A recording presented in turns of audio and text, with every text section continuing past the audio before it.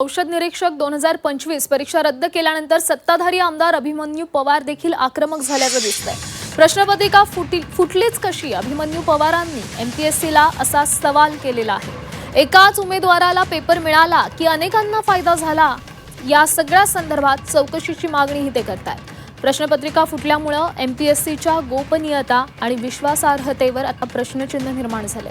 Paper फुटीमागे आयोगातील कोणती यंत्रणा होती असा आरोप आणि सवालही ते करतायत। सखोल चौकशीची मागणी करतायत।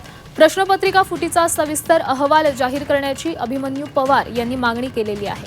दोषींवर पेपर फुटी कायद्यानुसार कठोर कारवाई करा अशी देखील मागणी ते करतायत। उच्चस्तरीय चौकशीसाठी मुख्यमंत्री फडणवीसांचीही भेट घेणार असल्याचं त्यांनी सांगितलंय।